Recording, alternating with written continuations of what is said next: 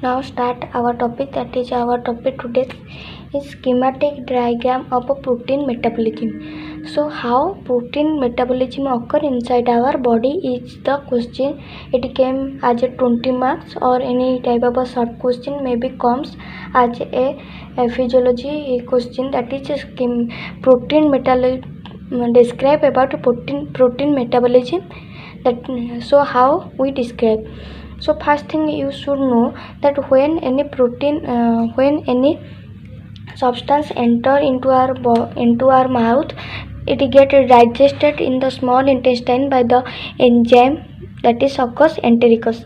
Succus entericus causing protein to digest and form small units of amino acid. Why amino acid is formed? Because protein is a constitution of it's made up of amino acid. That's why it is made up in the small intestine. What happened that the enzyme acts on the protein to produce amino acid.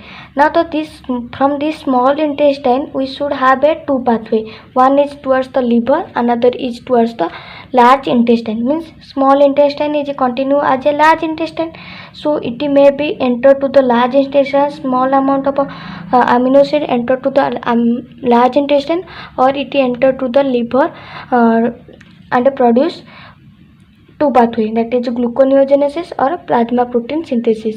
So how this gluconeogenesis is occur? Because the amino acid when is many types of aromatic amino acid, phenyl, aniline, or this type of amino acid when arginine, this type of amino acid when undergo metabolism, they produce alpha transamination reaction, they produce alpha ketoglutarate. This alpha ketoglutarate is the intermediate product of the TCA cycle. That's why they can go into the gluconeogenesis pathway and produce glucose, or it may be go towards the plasma protein formation. What is the main constitution of plasma protein constitution?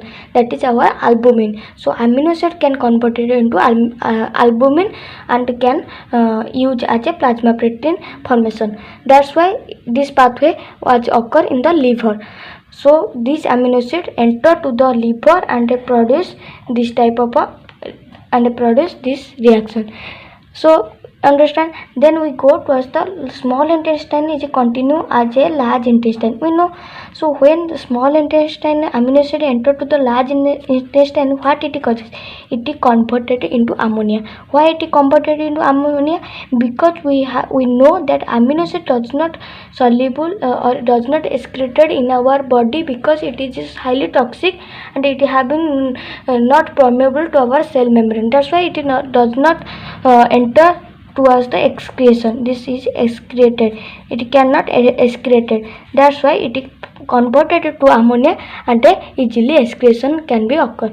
So in this way the small intestine amino acid, how it is metabolism occur in our body we discuss. Then this amino acid, when we discussed that when this amino acid ammonia release and plasma protein formation, but we should know about that this amino acid also having a role, that is it can enter to the systemic circulation pathway.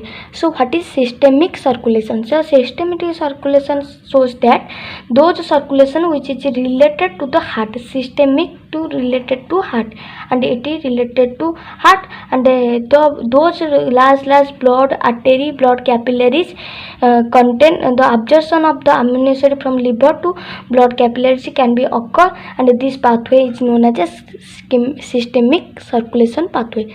Okay, then in this systemic circulation pathway what happened? Those amino acid are entered to the systemic circulation.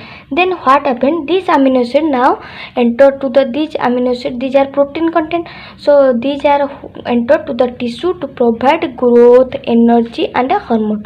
In this way, in the tissue, the work of the amino acid can be occur.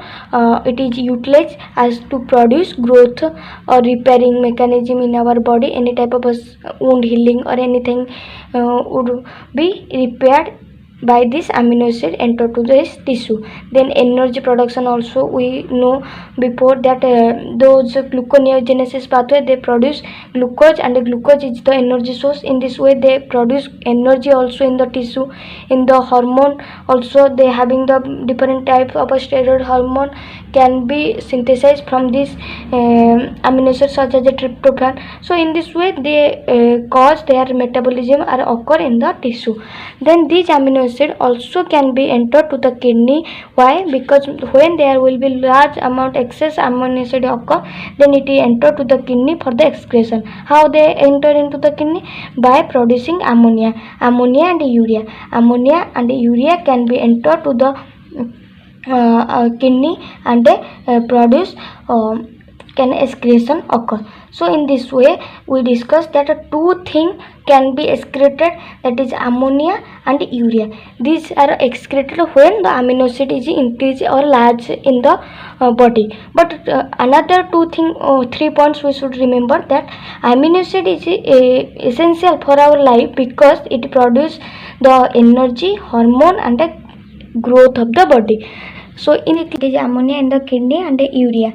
So this ammonia of the kidney, when it is not excreted large amount of ammonia, it can also return to the systematic circulation or towards the artery, and then it enters to the liver. Why? Because it enter to the urea cycle. So urea cycle, why it is enter? Because in the urea cycle it is having two pathway. Urea can be excreted, or urea can be also in the intermediate of the urea cycle can be used in the gluconeogenesis.